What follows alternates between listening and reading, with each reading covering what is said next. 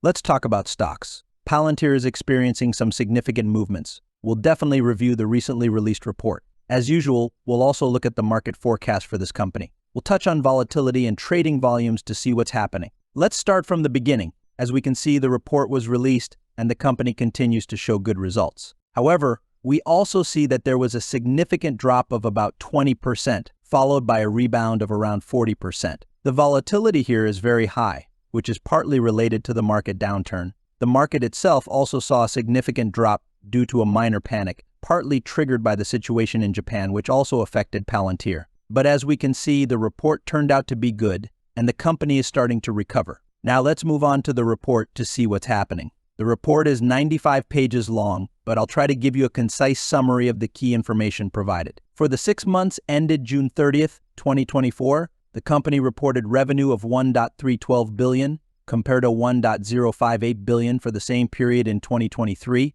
indicating a significant increase in revenue year over year. The gross profit for the 6 months ended June 30th, 2024, was $1.068 billion, up from $843.96 million in the same period in 2023, reflecting improved profitability. Operating expenses for the 6 months ended June 30th, 2024, were $389.99 million, compared to $371.26 million for the same period in 2023, showing a slight increase in expenses relative to revenue growth. The net cash provided by operating activities was $273.8 million for 6 months ended June 30, 2024, compared to $277.6 million for the same period in 2023, indicating stable cash flow from operations despite a slight decrease. As of June 30th, 2024, the company reported an accumulated deficit of $5.4 billion, which is a critical factor to consider in assessing overall financial health. The company has a strong liquidity position with cash and cash equivalents totaling $4.0 billion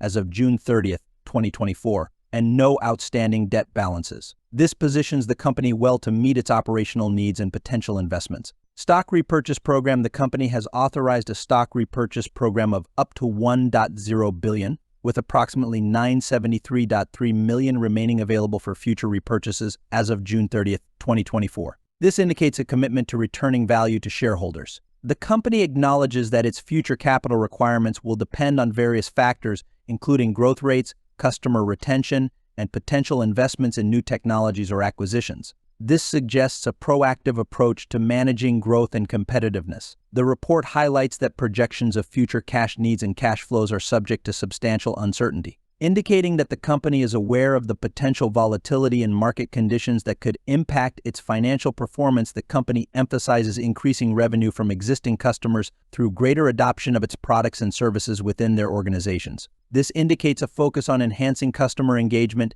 and expanding the use of its offerings. The company aims to support a broader set of potential customers, which includes refining its business strategy and pricing structures to attract and retain both existing and new customers. This suggests a strategic focus on market diversification and customer segmentation. There is a clear emphasis on improving operational efficiency to remain competitive. This includes managing costs effectively while ensuring that the company can deliver superior performance and advanced technology solutions to meet customer needs. The company is open to entering into future arrangements to acquire or invest in businesses, products, services, and technologies. This indicates a focus on strategic growth through partnerships and investments that can enhance its capabilities and market position. Let's look at the volatility smile. As we can see, the volatility in the nearer strikes is rising both upwards and downwards. However, if we look at longer expiration dates and strikes, we see that volatility is increasing towards the put options, indicating a hedge against the rise by purchasing put options. Next, let's examine historical and implied volatility. As we can see, both historical and implied volatility are currently at approximately the same level, which is a normal situation. I always say that you can trade not only the underlying asset itself, but also its volatility. Let me show you how this can be done. Let's say we expect volatility to increase by another 15%. Artificial intelligence will calculate interesting strategies for us. Let's look at one of these strategies. We are offered to buy a call option with a strike of 30 and a put option with a strike of 30 for October, and sell a call and put option with a strike of 30 for November. This is a rather complex strategy involving different expiration dates for selling and buying options. This is just a demonstration. So how can you play volatility? I'm just showing you what can be done through options. I'm not recommending that you open this strategy because you might lose money. Now let's look at the support and resistance levels, which is a key point. As we can see, the largest volume is concentrated at the $30 level in call options. But I want to point out that this is for the nearest strike, which expires today at $30.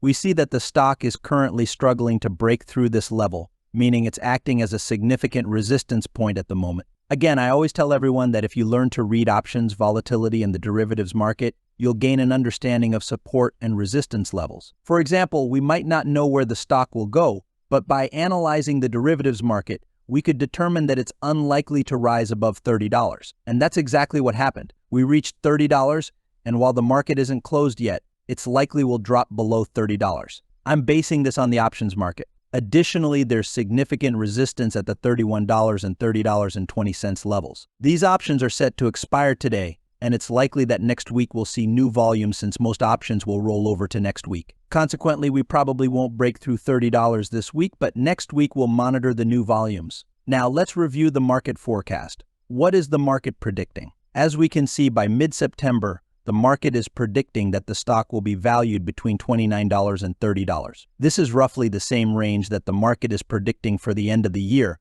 indicating that Palantir stock will likely remain between $27 and $30. So again, it's about the same range with a slight decline in price. However, if we look at longer-term expiration dates, such as 2025, the forecast becomes more pessimistic, predicting a range of $22 to $24. However, looking that far ahead is very challenging, especially considering the company's large market capitalization. Just look at it, nearly $70 billion in market cap, while the company is only generating $678 million per quarter. That's not a lot. Again, if we look at the financial indicators, yes, there's growth both quarter over quarter and year over year. It's only in 2023 that the company became profitable. Before that, they were reporting losses. However, even now, their net income is just $200 million. For such a large market capitalization, this suggests a significant overvaluation, in my opinion. Now, let's look at the 3D volatility. This is where all the information on volatility and options is concentrated. Professionals often use this data. As we can see at the moment, the stock has overcome its resistance and is continuing to rise. Even though the company is overvalued, it could potentially reach a new all-time high in the near future, possibly hitting $40. However, I wouldn't bet on that. Again, I trade based on probability theory and mathematical expectations. I always say that I don't know where the market will go. I can't predict price movements. My main focus is on managing positions wisely. Right now, the risk-to-reward ratio is not in favor of the investor. That's why I wouldn't buy this stock at the moment. But what would I do instead? I would construct an interesting strategy using options. Let me show you one of the strategies I've developed. As we can see, if the stock, for example, goes up, we would make money. If the stock rises to $35, we could comfortably earn $4,500. If the stock drops to $25, we could also make $4,500.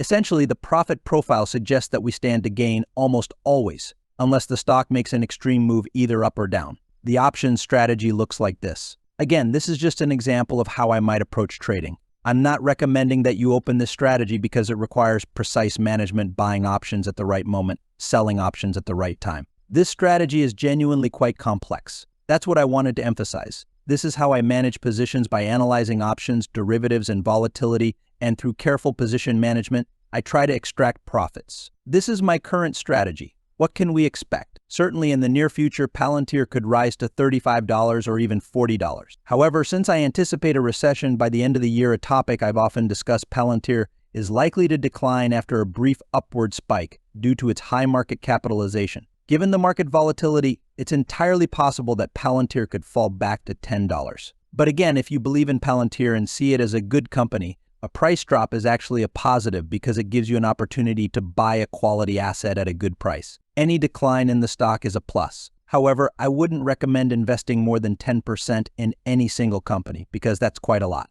If you've invested less than 10% and the stock drops, there's no need to worry, you can calmly buy more and you'll be fine. If you have any questions, feel free to reach out. I also recommend checking out my video on Intel where I discussed what might be in store for Intel in the near future. Best of luck to everyone.